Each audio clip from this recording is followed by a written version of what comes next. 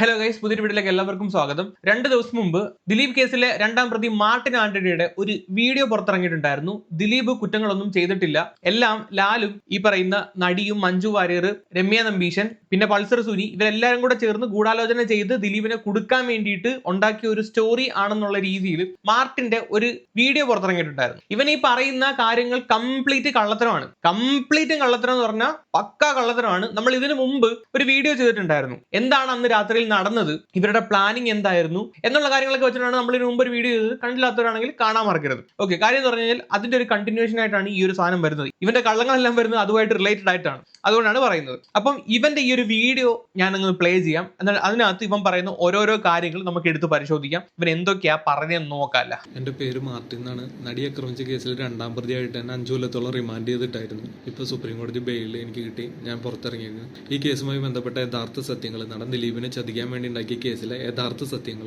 എനിക്കറിയാം. അതിന്റെ പേരിൽ മാത്രം ഇത്രയും നാളെ എന്നെ ജയിലിലിട്ടായിരുന്നത്. നടൻ ലാലും ഡയറക്ടർ ശ്രീകുമാർ മേനോനും നടി മഞ്ജു വാര്യറും രമ്യ നമ്പീശനും ചേർന്ന് ദിലീപിനെ ചതിക്കാൻ വേണ്ടി ഉണ്ടാക്കിയ ഒരു കെണിയാണ് ഈ കേസ്. വണ്ടിയിൽ നടീനെ ആക്രമിച്ചു എന്ന് പറയപ്പെടുന്നത് വെറുതെ പറയുന്നത്. നടിയുടെ വീട്ടിൽ നിന്ന് തുടങ്ങി നടൻ ലാലിന്റെ വീട് വരെ ഞാനാണ് വണ്ടി ഓടിച്ചായിരുന്നത്. ഇതിന്റെ ഇടയിൽ എറണാകുളം നടൻ ലാലിന്റെ വീട്ടിൽ നിന്ന് പറഞ്ഞതനുസരിച്ച് നടൻ ലാലും എക്സിക്യൂട്ടീവ് പ്രൊഡ്യൂസർ അനൂപും പൾസർ സുനി എന്ന് പറഞ്ഞ വ്യക്തിയും ലാലിന്റെ അളിയൻ പ്രൊഡ്യൂസറും ഉണ്ടായിരുന്നു.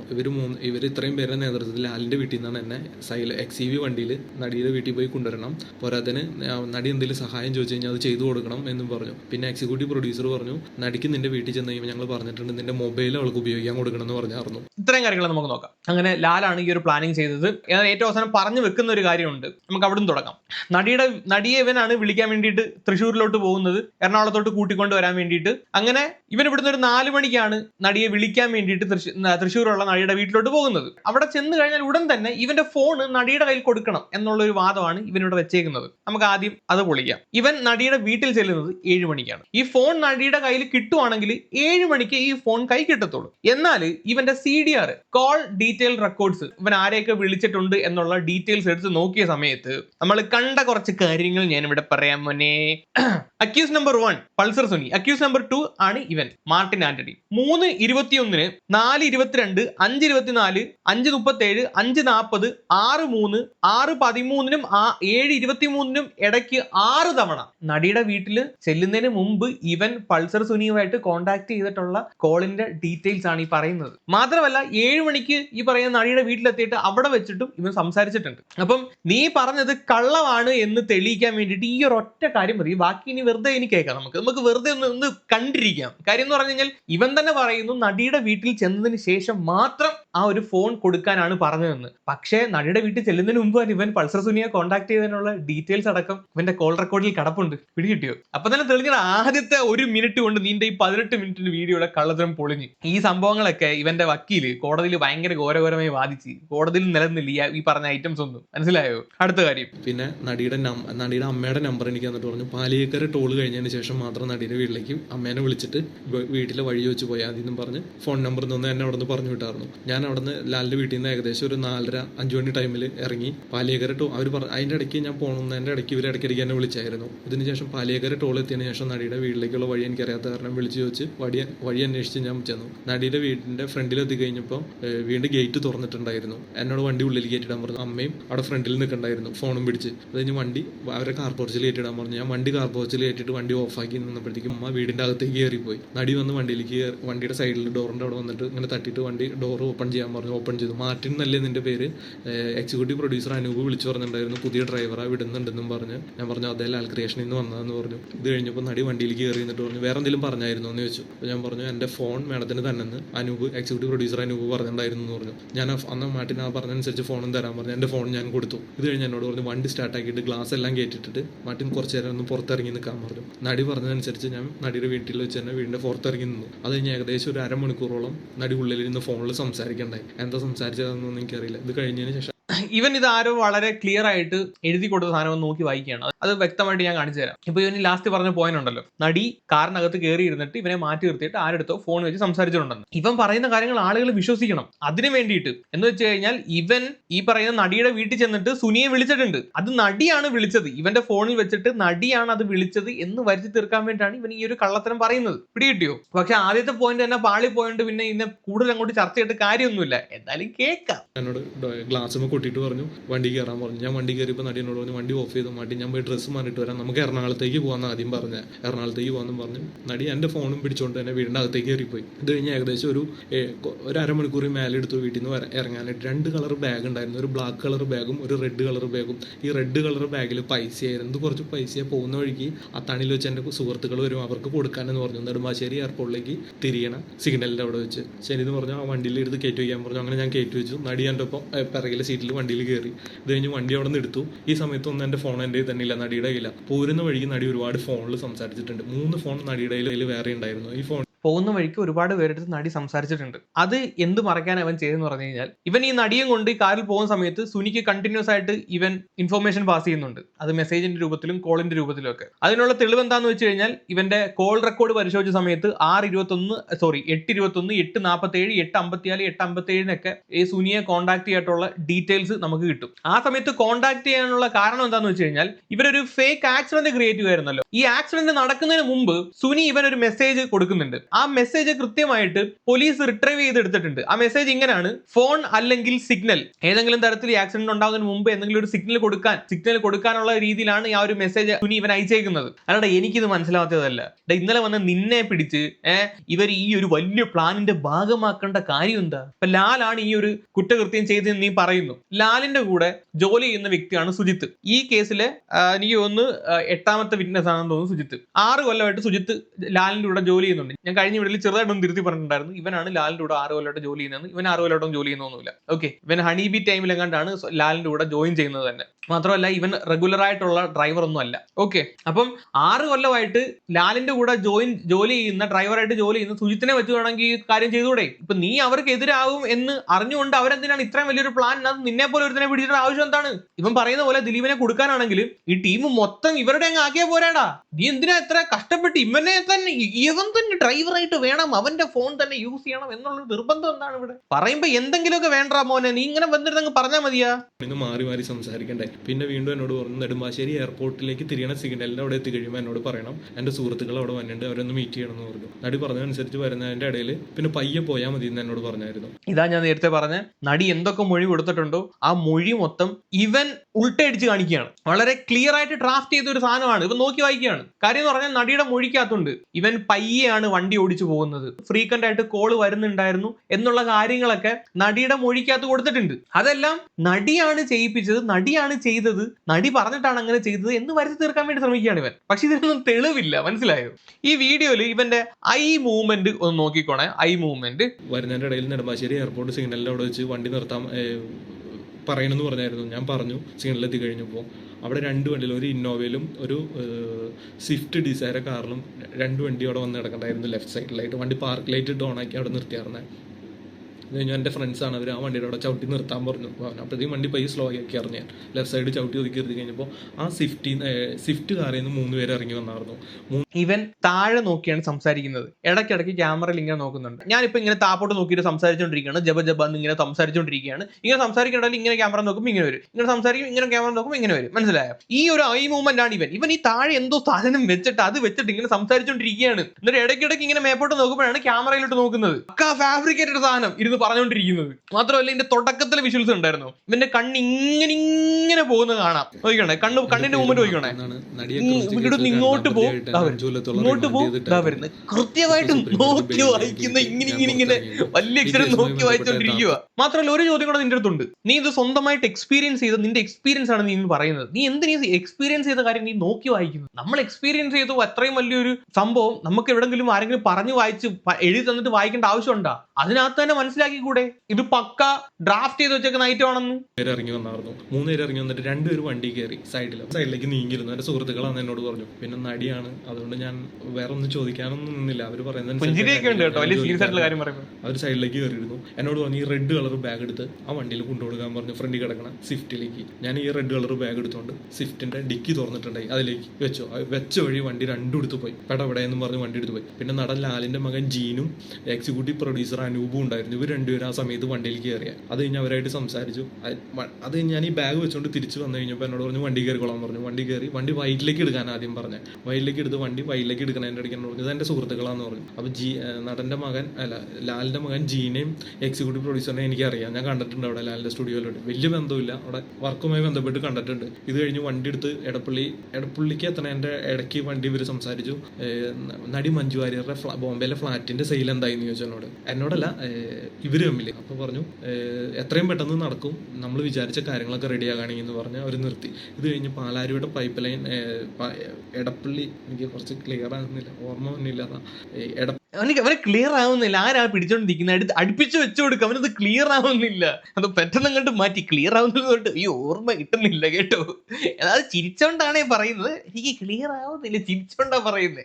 ഇത് ഇത്രയും വലിയ സീരിയസ് ആയിട്ടുള്ള അവനാണ് ജയിലിൽ കിടന്നിട്ട് ഇറങ്ങി വരുന്ന കാര്യമൊക്കെ അവന്റെ കള്ളത്തരം മറയ്ക്കാൻ വേണ്ടിയാണ് ഇവന്മാർ ഈ ചിരിക്കുന്നത് തന്നെ. അത് തന്നെ ഏറ്റവും വലിയ റെഡ് ഫ്ലാഗ് ആണ്. മൊത്തം കയ്യിൽ നിന്ന് പോയല്ലോടാ കുട്ടാ. എടപ്പള്ളി വൈറ്റിലേക്ക് തിരിയാണ് അവിടെ വെച്ച് വണ്ടി വൈറ്റിലേക്ക് തിരിക്കാൻ പറഞ്ഞു. വൈറ്റിലേക്ക് തിരിച്ചു വന്നു കഴിഞ്ഞപ്പോൾ പാലാരിയുടെ പൈപ്പ് ലൈനിന്റെ അവിടെ വെച്ച് ഒരാളവിടെ ടൗലും കെട്ടി നിൽക്കണ്ടായിരുന്നു.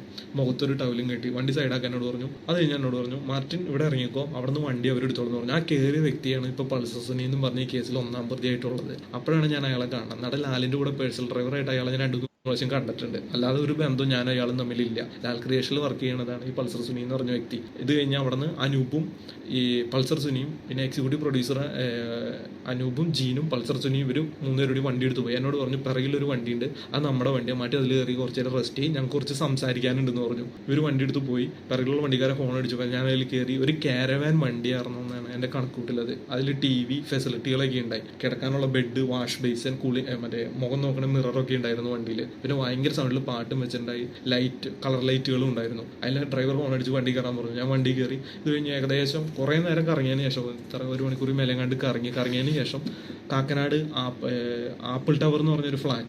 ആലോചിച്ച് നോക്കണേ, വലിയ ഗൂഢാലോചന നടത്താൻ പോകുന്ന സമയത്താണ് വലിയ പാട്ടൊക്കെ വെച്ച് പുറയില് മുമ്പിലൊരു വണ്ടി പോകുന്നു, പുറയില് വലിയ പാട്ടൊക്കെ വെച്ചിട്ട് ലൈറ്റൊക്കെ സെറ്റ് ചെയ്ത് ആരും അറിയാതെ ഗൂഢാലോചന നടത്തുവാണേ. എന്തോ എന്തൊരു കിഴങ്ങത്രയാണാ മോനെ നീ ഇത് പറയുന്നത്. അവിടെ കൊണ്ടുവന്ന് വണ്ടി എന്നോട് നിർത്തിയിട്ട് പറഞ്ഞ് ഇറങ്ങിക്കോളാൻ പറഞ്ഞു. അപ്പോൾ ഞാൻ ചോദിച്ചു ഞാൻ എന്തിനാ ഇവിടെ ഇറങ്ങണേ, എവിടേക്ക് കൊണ്ടുപോയി എന്നെ, എനിക്ക് ഒരു പിടിയില്ല, കാര്യങ്ങളൊക്കെ ഇങ്ങനെ അയാളോട് തർക്കിച്ച് വെച്ച് നീ പറയുന്നിട്ടാ നീ മേഡം ഇറങ്ങിക്കോളാൻ പറഞ്ഞു. ഞാൻ ഒരു നിർദ്ദേശിച്ച് ഞാൻ വണ്ടിയിൽ നിന്ന് ഇറങ്ങി. ഞാൻ ഇറങ്ങി ചെല്ലുമ്പോൾ ജീൻ പോളും എക്സിക്യൂട്ടീവ് പ്രൊഡ്യൂസർ അനൂപും പൾസർ സുനിയുടെയും സൈഡിൽ ഏറ്റവും അറ്റത്ത് ഭാഗത്ത്. ഇത് കഴിഞ്ഞ് എന്നെ കണ്ടുകഴിഞ്ഞപ്പോൾ എനിക്ക് നേരെ നിന്നിട്ട് ഡ്രസ്സ് ഇങ്ങനെ നേരെ ഇട്ടു. ഇത് കഴിഞ്ഞ് എന്നോട് പറഞ്ഞു വണ്ടി കയറാൻ പറഞ്ഞു. അപ്പോൾ ഈ അനൂപും ഈ ജീൻ പോളും വണ്ടിയിൽ നിന്ന് ഇറങ്ങി. എന്നോട് പറഞ്ഞു പാലാരിവട്ടത്തേക്ക് വണ്ടി എടുക്കാൻ പറയണം. ഞാൻ വണ്ടി എടുത്തു. നടി പറയുന്നതനുസരിച്ച് ഞാൻ വണ്ടി എടുത്തു. ഈ സമയത്തൊക്കെ എൻ്റെ മൊബൈലൊക്കെ ആ സമയത്തൊക്കെ ഞാൻ വണ്ടി എടുത്ത് പാലാരിവട്ടത്ത് പോണതിൻ്റെ ഇടയ്ക്ക് അവർ സംസാരിച്ചു. സുനി പറഞ്ഞതൊക്കെ ഓർമ്മയുണ്ടല്ലോ, എല്ലാ കാര്യങ്ങളും നമ്മൾ ഗോവയിൽ വെച്ച് പ്ലാൻ ചെയ്തോണായിരിക്കണം, ഒന്നിലൊരു മാറ്റം ഉണ്ടാകരുത്.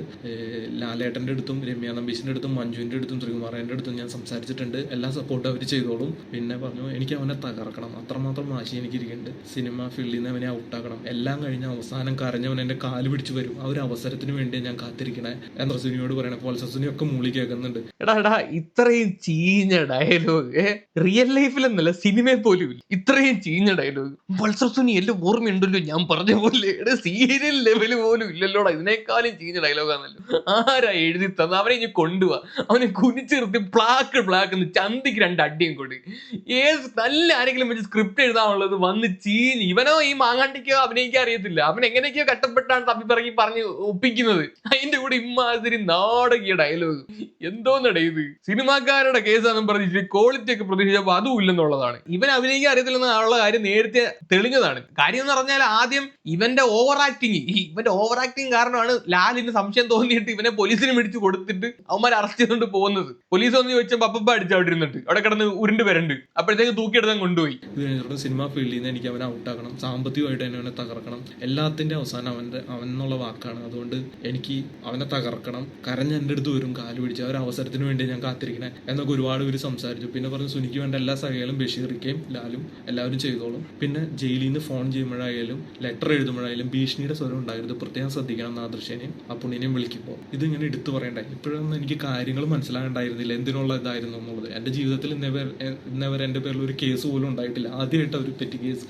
ജയിലിൽ പോയില്ല. അതിനു മുമ്പേ ജയിലിനകത്ത് പേപ്പർ സംഘടിപ്പിച്ച് ലെറ്റർ എഴുതുന്നത് പ്ലാൻ ചെയ്തു, ഫോൺ വിളിക്കുന്നത് പ്ലാൻ ചെയ്തു. എന്തൊക്കെ പ്ലാനിങ് അല്ലേ. ജയിലിനകത്ത് ഒരു തുണ്ട് പേപ്പർ പോലും കിട്ടത്തില്ല. എന്നാലും ഇപ്പോഴേ ഇവിടുന്ന് പ്ലാൻ ചെയ്തു. അവിടെ ചെല്ലുമ്പോഴത്തേക്ക് പേപ്പർ തരാൻ ആളൊക്കെ ഉണ്ട്, എല്ലാം സെറ്റ് ചെയ്ത് വെച്ചേക്കുക.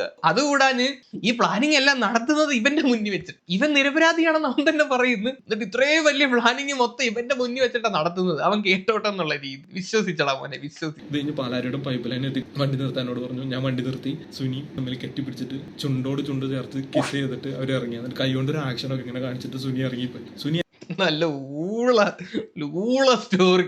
ചുണ്ടോട് ചുണ്ട് കിസ് ചെയ്തിട്ട് സൂപ്പർ എന്ന് പറഞ്ഞിട്ട് ഇറങ്ങിപ്പോയത്. അയ്യോ, ഇറങ്ങി പോണേക്കും എന്നെ പറഞ്ഞു, ഡോർ തുറക്കണേക്കും എന്ന് പറഞ്ഞു. ഈ ഡ്രൈവർ ഒരു പ്രശ്നമാവില്ലോ എന്ന് പറയാണ്ട് അവന്റെ കാര്യം ഞാനായിട്ട്. കണ്ടോ, ഡ്രൈവർ പ്രശ്നമാവുമെന്ന് സുനിക്ക് അറിയാം. എന്നിട്ട് ഡ്രൈവറിന്റെ മുന്നിൽ വെച്ചിട്ടാണ് ഈ ഗൂഢാലോചന അത് നടത്തിയത്. എന്തൊരു ബുദ്ധിമാന്മാരായ ഗുണ്ടകളാണെന്ന് നോക്കണേ. നല്ല കഥ കേട്ടോ.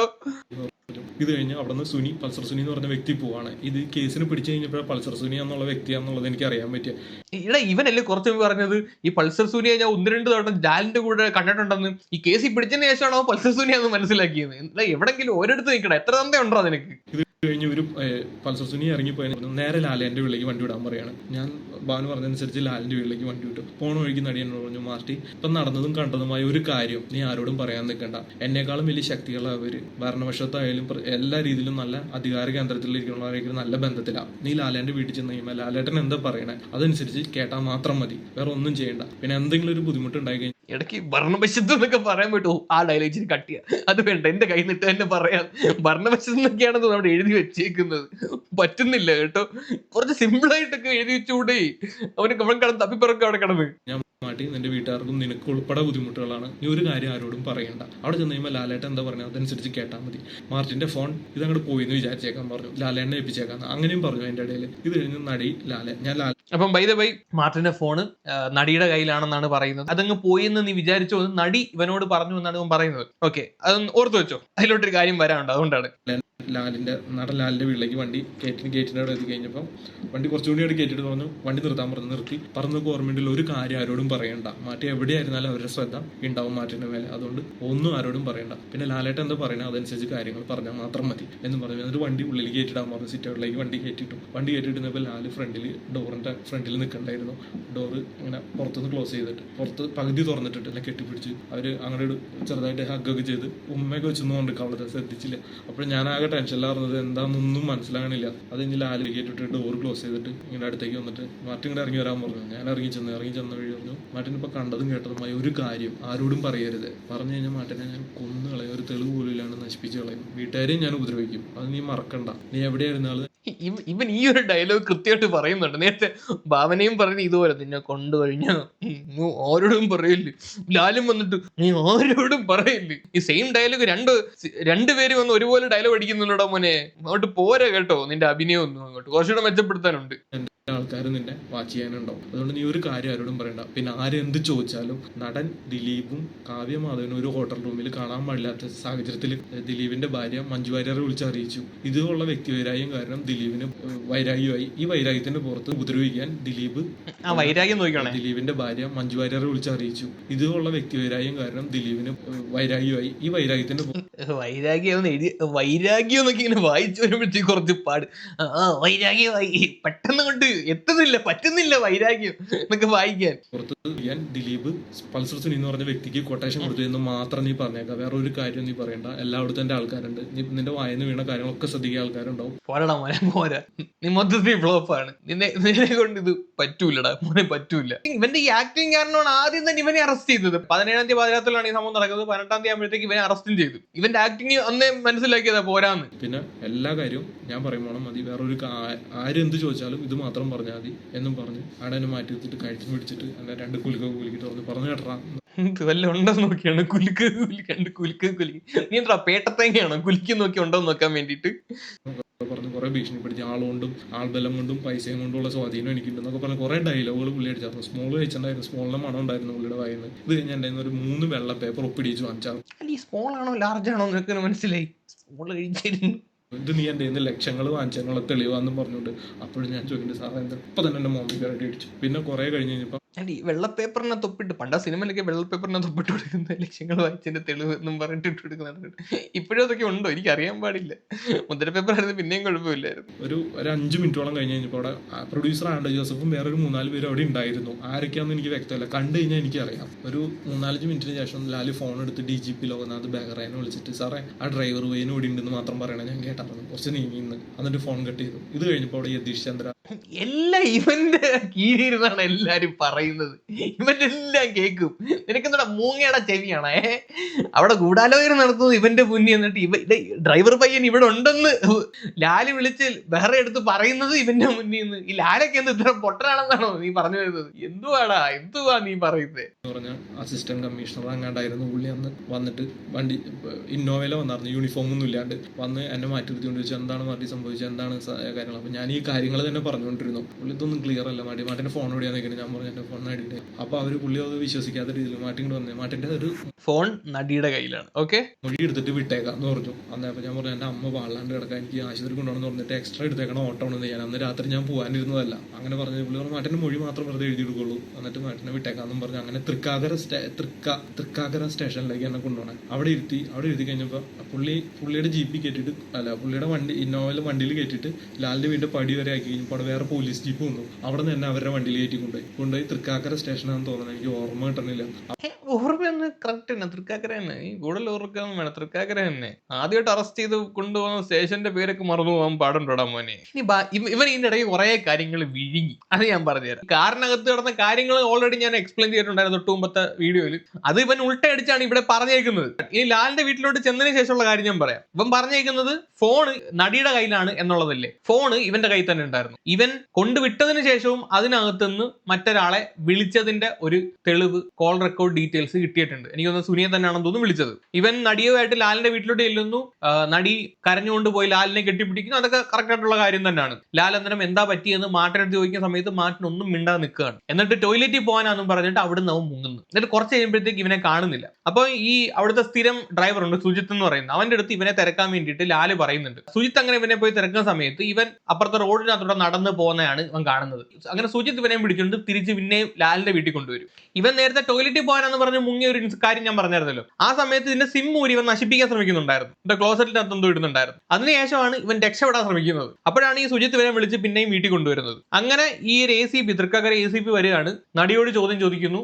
അതേ സമയം തന്നെയാണ് ഈ ആൻഡോ ജോസഫും PT തോമസും ഒക്കെ ഈ ഒരു വീട്ടിലോട്ട് വരുന്നത്. അത് കഴിഞ്ഞിട്ട് ഈ ACP മാർട്ടിന്റെ അടുത്താണ് കാര്യങ്ങൾ ചോദിക്കുന്നത്. മാർട്ടിന്റെ അടുത്ത് ഫോണിനെ പറ്റി ചോദിക്കുന്ന സമയത്ത് ഫോൺ വർക്കിംഗ് ആവുന്നില്ല എന്ന് പറയുന്നു. അതായത് സിം കാർഡ് ഇല്ല എന്ന് പറയുന്നു. അവൻ ഓൾറെഡി ആ ഒരു സിം കാർഡ് നശിപ്പിച്ചു, അതിന് തെളിവുകൾ കിട്ടിയിട്ടുണ്ട്. ഇവൻ അവിടെ കടന്നു നിന്നിട്ട് മൊത്തത്തിൽ അങ്ങ് പരിങ്ങലാണ്. ഇവന്റെ ഈ പരിങ്ങലും മൊത്തത്തിലൊരു ദുരൂഹത കണ്ടപ്പോഴത്തേക്ക് ആളുകൾക്ക് എന്തോ കാര്യം പിടികിട്ടി. അങ്ങനെ ഇവനെ ക്രോസ് എക്സാമിന് വേണ്ടിയിട്ടാണ് ഈ തൃക്കാക്കര പോലീസ് സ്റ്റേഷനിലോട്ട് കൊണ്ടുപോകുന്നത്. അപ്പൊ തന്നെ ഇവനകത്തുള്ള ഒരു പങ്ക് ഇവർക്ക് മനസ്സിലായി. ഈ സിം നശിപ്പിക്കാൻ ശ്രമിക്കുന്നു, ഈ ഫോണിനകത്തുള്ള ഡീറ്റെയിൽസ് ഒക്കെ എടുക്കുന്ന സമയത്ത് തന്നെ ഇവൻ ഈ ഒരു പരിപാടിക്കുള്ളവരാണെന്ന് മനസ്സിലായി. അങ്ങനെ ഇവന്റെ അറസ്റ്റ് രേഖപ്പെടുത്തുന്നു. ഈ കാര്യം ഇവൻ ഇവിടെ വന്ന് പറയുന്നത് എങ്ങനെയാണ്, മൊത്തം ഉൾട്ടയടിച്ചാണ് പറയുന്നത്. ബാക്കി എന്തായാലും കേൾക്കാം ഇവൻ പറയുന്നത്. അവിടെ കൊണ്ടുപോയി രാത്രി സെല്ലൊക്കെ അടച്ചു വിട്ടിട്ട് ഒരു 3 പേര് വന്നായിരുന്നു. അവരെന്നെ ഒരു റൂമിലേക്ക് മാറ്റി കൊണ്ടുപോയിട്ട് പറഞ്ഞു എനിക്ക് മുഖങ്ങൾ കണ്ടറിയാം, പേരുകൾ അറിയില്ല, യൂണിഫോം ഒന്നും ഉണ്ടായില്ല. എന്നെ ഒരുപാട് ഉപദ്രവിച്ചു. വന്നിട്ട് എന്നോട് പറഞ്ഞു ഉപദ്രവിക്കുന്ന ഇടയ്ക്ക് പറഞ്ഞിട്ടുണ്ടായിരുന്നു ലാല് പറഞ്ഞത് എനിക്ക് ഓർമ്മയുണ്ടല്ലേ, വെറുതെ അവരായിട്ട് മുട്ടാണ് നിൽക്കേണ്ട, അവർ പറയുന്ന കാര്യങ്ങൾ അങ്ങനെ അനുസരിച്ചേക്കാം, അവര് മേളിലൊക്കെ നല്ല പിടിപാടുള്ളൂ. എല്ലാരും വന്നിട്ട് ഈ സെയിം ഡയലോഗ്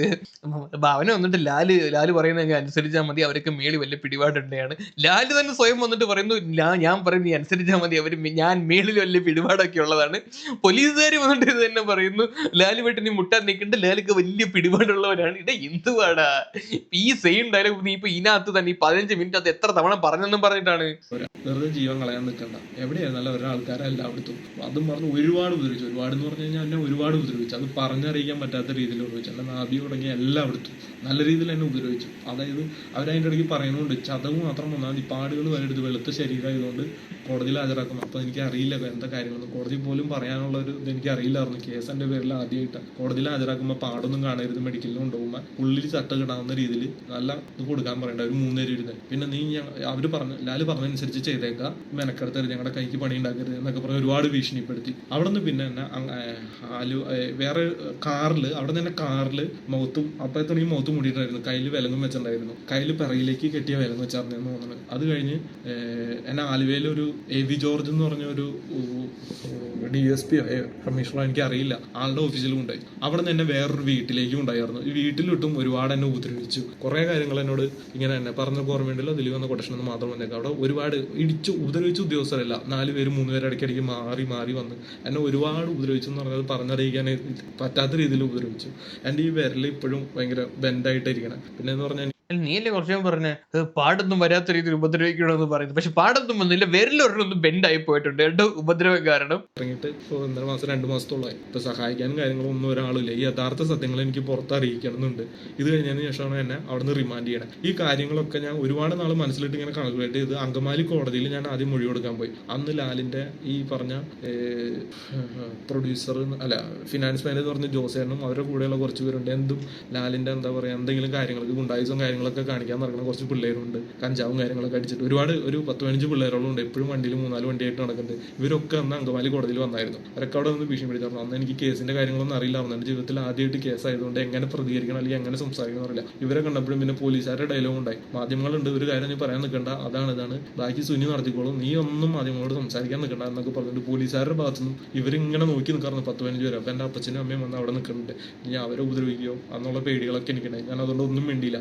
ഇത് കഴിഞ്ഞ് കോടതിയിൽ എനിക്ക് ബഹുമാനോടെ കോടതി മുമ്പാകെ രഹസ്യമായിട്ട് മറ്റാരും കേൾക്കാതെ പറയാനുണ്ട്, എൻ്റെ ജീവന് ഭീഷണിയുണ്ട്, ലാലിൻ്റെ അടുത്തുനിന്നും നടൻ ലാലിൻ്റെ അടുത്ത് എൻ്റെ ജീവന് ഭീഷണി ഉണ്ടെന്ന് പറഞ്ഞുകൊണ്ട് ഞാൻ കോടതിയിൽ സങ്കടം പറഞ്ഞു. കോടതി പറഞ്ഞു എന്താ പറയാനുള്ളതെന്ന് ചോദിച്ചു. ഞാൻ പറഞ്ഞു എനിക്ക് മറ്റാരും കേൾക്കാതെ ബഹുമാനോടെ കോടതി മുമ്പാകെ പറയാനുള്ളതെന്ന് പറഞ്ഞപ്പോൾ എൻ്റെ അപ്പച്ചനെയും എൻ്റെ കേസ് എടുത്താർന്ന ആദ്യത്തെ വക്കീലിനെയും മാത്രം ഇട്ടുകൊണ്ട് അങ്കമാലി കോടതിയുടെ ഷട്ടർ അടച്ചുകൊണ്ട് പറയാനുള്ളത് പറയാൻ പറഞ്ഞു. ഞാനപ്പോൾ ഈ സത്യസന്ധമായ ഈ കാര്യങ്ങൾ എല്ലാം ഞാൻ പറഞ്ഞു കഴിഞ്ഞപ്പോൾ എന്നോട് കോടതി പറഞ്ഞു ഇത് എഴുതി തരാൻ പറ്റുമെന്ന് ചോദിച്ചു. ഞാൻ പറഞ്ഞു എഴുതി തരാമെന്ന് പറഞ്ഞു. അങ്ങനെ എന്നെ മണിക്കൂറുകളോടെ അവിടെ ഇരുത്തി എഴുതിയെടുത്തു. ജയിലിൽ നിന്ന് നേരിട്ട് കൊണ്ടുവന്ന് എഴുതിയെടുത്തതിന് ശേഷം എനിക്ക് ജയിലിൽ ഭയങ്കര സുരക്ഷ ഏർപ്പാടാക്കിയിട്ടുണ്ടായിരുന്നു. എടാ അന്ന് നീ ഇത്രയും കാര്യങ്ങൾ എഴുതി കൊടുത്തെങ്കിൽ നീ പിന്നെന്തിനാടാ ഇപ്പൊ വല്ലവനും എഴുതിയ സാധനം ഇങ്ങനെ നോക്കി വായിക്കുന്നത്? നിനക്ക് എഴുതിയെങ്കിൽ ഇങ്ങനെ മേപ്പോട്ട് ക്യാമറയും നോക്കി കറക്റ്റ് ആയിട്ട് നിങ്ങൾ സംസാരിച്ചാൽ പോരെ. നീ എഴുതി കൊടുത്തവനാണെങ്കിൽ നീ പിന്നെ എന്തിന് ഇങ്ങനെ ഇരുന്ന് നോക്കി വായിക്കുന്നത് എനിക്ക് മനസ്സിലാവാതെ. നീ അതിന് ഉത്തരം പറ. അവിടെ നിന്ന് ഇറങ്ങണ വരെ എനിക്കൊരു ബുദ്ധിമുട്ടുണ്ടായിരുന്നില്ല. ഈ കാര്യങ്ങളൊക്കെ വിചാരണ കോടതി ഇപ്പൊ കുറ്റപത്രം കൊടുത്താലും ഇപ്പൊ മജിസ്ട്രേറ്റ് കോടതിക്ക് ഇടപെടുന്നതിന് പരിധിയുണ്ട്. ഇത് വിചാരണ കോടതിയാണ് ഇതിന്റെ കാര്യങ്ങൾ തീരുമാനിക്കണം. ഇത് കേസിന്റെ മെറിറ്റ് ഭാഗങ്ങളാ മാറ്റി വക്കീലിനെ കൊണ്ട് അവിടെ പറയിപ്പിച്ചാൽ മതി. ഈ കാര്യങ്ങൾ ഞാൻ സീൽ വെച്ച കവറിൽ അങ്ങോട്ട് ഫോർവേഡ് ചെയ്യാന്ന്. എന്നിട്ട് അതിന്റെ കോപ്പി വക്കീലിന് കൊടുക്കാന്ന് പറഞ്ഞത് കിട്ടിയില്ലെന്നൊന്നും എനിക്കറിയില്ല. ഈ സാധനം ഇപ്പൊ പൂഴ്ത്തി വെച്ചേക്കണം അവര്. യഥാർത്ഥത്തിൽ ദിലീപ് അറസ്റ്റ് ആയി കഴിഞ്ഞപ്പോഴാണ് ദിലീപ് എന്നുള്ള നടനെ തകർക്കാൻ വേണ്ടി ഉണ്ടാക്കിയ കേസാണിത് എന്നുള്ളത്. ഇതാണ് യഥാർത്ഥ സത്യങ്ങൾ. ഇതെനിക്ക് പൊതുസമൂഹത്തിനെയും ബഹുമാനപ്പെട്ട കോടതി മുമ്പാകെയും ദിലീപ് എന്നെ അറിയിക്കണമെന്നുണ്ട്. ഒരു നിവർത്തിയില്ല, ഞാനൊരു സാധാരണക്കാരനാണ്. ഇനി എന്റെ ജീവനെ എന്ത് സംഭവിച്ചാലും അതിന്റെ പരിപൂർണ്ണ ഉത്തരവാദിത്യം നടൻ ലാലിനും ശ്രീകുമാർ മേനോനും മഞ്ജു വാര്യർക്കും യാതൊരു ഉപദ്രവവും ഉണ്ടായിട്ടില്ല. സത്യസന്ധമായ കാര്യം ഒരു വീഡിയോ ആരും എടുത്തിട്ടില്ല, ഇല്ല, ഒന്നും ഉണ്ടായിട്ടില്ല. പിന്നെ ഇപ്പൊ ഉണ്ടെന്ന് പറയുന്നത് കോടതി കൊടുത്തേക്കണെന്ന് അവർ പറയുന്നത് ഇവര് ഗോവയിൽ ഈ ഷൂട്ടിങ്ങുമായി ബന്ധപ്പെട്ട് പൾസർ സുനി ഉൾപ്പെടെ ലാൽ ഉൾപ്പെടെ ജീൻ പോൾ ഉൾപ്പെടെ എല്ലാവരും ഇവർ ഒരുമിച്ചുണ്ടായി എന്ന് പറഞ്ഞു. അതിന്റെ മുന്നത്തെ ഒരാഴ്ചകളിൽ ഇതിങ്ങനെ റൂമിൽ വെച്ച് എടുത്തേക്കണതാണോ എന്നൊരു സംശയമുണ്ട് ആ വീഡിയോകൾ. അപ്പൊ മാർട്ടിൻ പറയുന്നത് ദിലീപിനെ കൊടുക്കാൻ വേണ്ടി ചെയ്യുന്നതാണ്. ദിലീപ് നിരപരാധിയാണ്. വണ്ടിക്കകത്ത് വെച്ചിട്ട് ഈ പറയുന്ന നടിക്ക് ഇങ്ങനെയുള്ള ദുരനുഭവങ്ങളൊന്നും ഉണ്ടായിട്ടില്ല. സോ ഇവിടെ നിങ്ങൾ നോക്കേണ്ട കാര്യം, ദിലീപ് നിരപരാധിയാണെങ്കിൽ അല്ലെങ്കിൽ ഇങ്ങനെ ഒരു സംഭവങ്ങൾ നടന്നിട്ടില്ല എന്ന് പറയുമ്പോൾ ദിലീപ് നിരപരാധിയാവും. അതോടൊപ്പം തന്നെ ഈ ഒരു സെക്ഷൽ ആക്ടിവിറ്റീസ് ഇവിടെ നടന്നിട്ടില്ല എന്ന് പ്രൂവ് ആയി കഴിഞ്ഞാൽ ഇവന്റെ മുകളിലുള്ള ഈ ഒരു കേസും ഇല്ലാതാവും, ഇവനും രക്ഷപ്പെടും. മനസ്സിലായോ? എനിക്ക് തോന്നുന്നു ഇങ്ങനെയൊക്കെ ഇവനെ പറഞ്ഞ് മാനിപ്പുലേറ്റ് ചെയ്തിട്ടാണ് ഈ ഒരു സ്റ്റോറി ഇവിടെ ഇപ്പൊ പറയിപ്പിക്കുന്നത്. ഇവൻ ഉറപ്പിച്ച് പറയുന്നു വണ്ടിക്കകത്ത് ഇങ്ങനെ ഒരു സംഭവം നടന്നിട്ടില്ലെന്ന്. ഈ കൃത്യം നടന്ന വണ്ടിക്കകത്തു നിന്നും ഡ്രസ്സിൽ നിന്നും ഒക്കെ ഈ പറയുന്ന കുറെ ഫ്ലൂയിഡ്സിന്റെ സാമ്പിൾസ് കളക്ട് ചെയ്തിട്ടുണ്ട്. അത് പൾസർ സുനിയുടെ ആണെന്ന് തെളിഞ്ഞിട്ടുമുണ്ട്. മാത്രമല്ല ഏറ്റവും വലിയ പ്രൂഫായിട്ടുള്ള മെമ്മറി കാർഡിനകത്തുള്ള വീഡിയോസ്, അത് മാത്രം മതിയടേ അങ്ങ് ഒരു സംഭവം നടന്നിട്ടുണ്ടെന്ന് പ്രൂവ് ആകാൻ വേണ്ടിയിട്ട്. ഇവന്റെ വക്കീൽ ഇവൻ കുറ്റം ചെയ്തിട്ടില്ല എന്ന് തെളിയിക്കാൻ വേണ്ടിയിട്ട് പല പണിയും ശ്രമിച്ചിട്ടുണ്ട്. ഇവൻ പറഞ്ഞ പോലെ ഒന്നും അല്ല അവർ വാദിച്ചത്. ഇവന്റെ ഒരു സ്റ്റോറി വെച്ചിട്ട് ഇവർ ഉപദ്രവിച്ചിട്ടില്ല. എന്നാൽ ഇവന്റെ വക്കീല് പറഞ്ഞ സ്റ്റോറി വെച്ചിട്ട് പൾസർ സുനിയും ബാക്കിയുള്ള പ്രതികളും ചേർന്ന് ഇവനെ മർദ്ദിച്ചു എന്നുള്ള ഒരു കഥയും കൂടെ പറയുന്നുണ്ട്. എന്നാൽ അത് പ്രൂവ് ചെയ്യാൻ പറ്റിയിട്ടില്ല. കാര്യം എന്ന് പറഞ്ഞു കഴിഞ്ഞാൽ ഇവൻ ഈ പറഞ്ഞ കഥ വെച്ചിട്ട് 7 മണിക്കാണ് നടിയെ കാണുന്നത്. 7 മണിക്ക് മുമ്പ് ഇവന്റെ ഫോണിൽ നിന്നിട്ട് പല കോൾസും പൾസർ സുനിയിലോട്ട് പോയിട്ടുണ്ട്. മൊത്തത്തിൽ ആ ഒരു ദിവസം 31 തവണയാണ് ഇവർ തമ്മിൽ ഫോൺ ത്രൂ കോണ്ടാക്ട് ചെയ്തിട്ടുള്ളത്. 31 അല്ല 34 തവണ. അതിനകത്ത് 21 കോൾസും 13 മെസ്സേജസും ഉൾപ്പെടെയുള്ള കാര്യങ്ങളാണ്. മാത്രമല്ല ഇവൻ എന്തുകൊണ്ട് രണ്ടാം പ്രതി ആയെന്ന് ചോദിച്ചു കഴിഞ്ഞാൽ ഇവിടെ പൾസർ സുനിയാണ് ഇത് പ്ലാൻ ചെയ്തതെങ്കിലും ഈ ഒരു കൃത്യം പ്രോപ്പർ ആയിട്ട് എക്സിക്യൂട്ട് ചെയ്തേക്കുന്നത് ഇവനാണ്. കാര്യം എന്ന് പറഞ്ഞു കഴിഞ്ഞാൽ ഈ പ്ലാനിന്റെ ഭാഗമായിട്ട് ഇവൻ അവിടെ പോയിട്ട് തൃശ്ശൂർ പോയിട്ട് വിളിച്ചോണ്ട് വരുന്നു, പ്രോപ്പർ ആയിട്ട് ഇൻഫർമേഷൻസ് പാസ് ചെയ്യുന്നു, ഇന്ന സ്ഥലത്ത് എത്താറായി എന്ന് പറയുന്നു, ഈ ആക്സിഡന്റ് ഫേക്ക് ആക്സിഡന്റ് ഉണ്ടാവുന്നതിന് മുമ്പ് സിഗ്നൽ കൊടുക്കുന്നു, അത് ഓക്കെ വരുത്തുന്നു, എന്നിട്ട് ഒന്നും അറിയാത്ത പോലെ എല്ലാം ചെയ്യുന്നു. ഈ വണ്ടി ഓടിക്കുന്ന സമയത്ത് നടി ചാടി പോകാതിരിക്കാൻ വേണ്ടിയിട്ട് വിൻഡോസ് ഫുള്ള് ക്ലോസ് ചെയ്യും, സെന്റർ ലോക്ക് ഇടുകയും ചെയ്യുന്നു. വണ്ടിയിൽ ഇരിക്കുമ്പോൾ തന്നെ ഈ പ്രോപ്പർ ആയിട്ട് സുനിയുമായിട്ട് കമ്മ്യൂണിക്കേറ്റ് ചെയ്യുന്നുണ്ടായിരുന്നു. അങ്ങനെ ഈ ഒരു കൃത്യം ചെയ്യാനുള്ള എല്ലാ സാഹചര്യങ്ങളും ഒരുക്കി കൊടുത്തതിൽ പ്രധാന കണ്ണിയാണ് ഇവൻ. അതോടൊപ്പം തന്നെ ഇവൻ പിടിക്കപ്പെടാതിരിക്കാൻ വേണ്ടിയിട്ട് ഈ സിം കാർഡ് നശിപ്പിക്കാൻ ശ്രമിക്കുന്നു. കാര്യം എന്ന് പറഞ്ഞാൽ ഇത് നശിപ്പിച്ചു കഴിഞ്ഞാൽ ഇവന്റെ ഈ ഒരു കോൾ ഡീറ്റെയിൽസ് ഒന്നും കിട്ടില്ല എന്നുള്ള തരത്തിലാണ് ഇവൻ വിചാരിച്ചു വെച്ചിരുന്നത്. പക്ഷെ അതൊന്നുമല്ല, ഇവൻ അയച്ച മെസ്സേജ് വരെ റിട്രൈവ് ചെയ്തെടുത്തിട്ടുണ്ടായിരുന്നു. അങ്ങനെ മൊത്തത്തിൽ ഇവന്റെ വാദങ്ങൾ ഓരോന്നോരോന്നായിട്ട് കോടതിയിൽ പൊളിഞ്ഞു വീഴുകയും ഇവൻ കുറ്റവാളിയാണ്, ഇവൻ കുറ്റം ചെയ്തിട്ടുണ്ട് എന്ന് കണ്ടെത്തുകയാണ് ചെയ്തത്. സോ ഇവൻ ഇപ്പം ഈ വന്നിരിക്കുന്ന കഥ എന്താന്ന് വെച്ച് കഴിഞ്ഞാൽ വളരെ സിമ്പിൾ ആയിട്ട് ഒന്ന് ആലോചിച്ച് നോക്കിയാൽ മനസ്സിലാവുന്നതേ ഉള്ളൂ. ഇത് ഇത്രയും നാൾ ഈ ഒരു വീഡിയോ പുറത്തു വന്നില്ല, എന്തുകൊണ്ട് ഇപ്പോൾ ഇത് പുറത്തു വന്നു? ഒറ്റ ചോദ്യം, ഇത് വെറുതെ ഇത് എടുത്തു വെച്ചിരുന്നതാണ്. ഇവന് ജാമ്യം കിട്ടിക്കഴിഞ്ഞ് 1 മാസം കഴിഞ്ഞതിന് ശേഷം എന്തോ എടുത്തു വെച്ച സാധനമാണ്. മേ ബി പൈസ കൊടുത്തിട്ട് എടുപ്പിച്ചതായിരിക്കാം. നാളെ ഇനി ദിലീപിനെ വെറുതെ വിട്ടാൽ പോലും ദിലീപിനെ ആളുകൾ വിശ്വസിക്കത്തില്ല എന്നറിയാം. അപ്പം വെളുപ്പിക്കാൻ വേണ്ടിയിട്ട് മേ ബി എനിക്കതാ തോന്നുന്നു. വേറെ ആരും എടുത്തു വെച്ചിട്ട് ഇപ്പൊ ഈ ഒരു സമയത്ത് പുറത്തു വിടേണ്ട ആവശ്യം എന്താണ്? ദിലീപിനെതിരെ ഇത്രയും ആളുകൾ എതിർക്കുകയാണ്, എല്ലായിടത്തും ബോയ്ക്കോട്ട് ചെയ്യാണ്, സിനിമ കാണണ്ടെന്ന് പറയുകയാണ്, അമ്പലത്തിൽ നിന്ന് പരിപാടിയിൽ നിന്ന് പുറത്താക്കുകയാണ്. അപ്പം വലിയൊരു പ്രതിഷേധമാണ് ദിലീപിനെതിരെ വരുന്നത്. ആ സമയത്താണ് ഈ ഒരു വീഡിയോ റിലീസ് ആവുന്നത്. നോക്കണം, ദിലീപ് നിരപരാധി ആയിരുന്നു എന്നുള്ള രീതിയിൽ. ഇവൻ ഇതിനു മുമ്പും ദിലീപ് നിരപരാധിയാണെന്ന് പറഞ്ഞിട്ട് വീഡിയോ ചെയ്തിട്ടുണ്ട്. പക്ഷെ ഇത്രയും എക്സ്പ്ലനേഷൻ കൊടുത്ത് ഇത്രയും വളരെ ക്ലിയർ ആയിട്ട് ഓരോ പോയിന്റ്സും എടുത്തെടുത്ത് ഇതൊരു ഗൂഢാലോചനയാണ് എന്ന് തെളിയിക്കുന്ന രീതിയിൽ ഡ്രാഫ്റ്റ് ചെയ്ത ഒരു എക്സ്പ്ലനേഷൻ ഇവർ ഇപ്പോഴാണ് കൊടുക്കുന്നത്. കാണുമ്പോൾ തന്നെ മനസ്സിലാവും ഇത് ക്ലിയർ ആയിട്ട് പ്ലാൻ ചെയ്ത് അവനെ കൊണ്ട് പറയിപ്പിച്ചതാണ് എന്ന്. പക്ഷെ അൺഫോർച്ചുനേറ്റ്ലി ദിലീപ് രക്ഷപ്പെട്ടു, നീ പെട്ടു. കൂടുതലൊന്നും പറയുന്നില്ല ഗൈസ്. എന്താണ് നിങ്ങളുടെ ഒപ്പീനിയൻ? വേറെ വീഡിയോ തരാം. അപ്പൊ ശരി, ടാറ്റ, ബൈ ബൈ.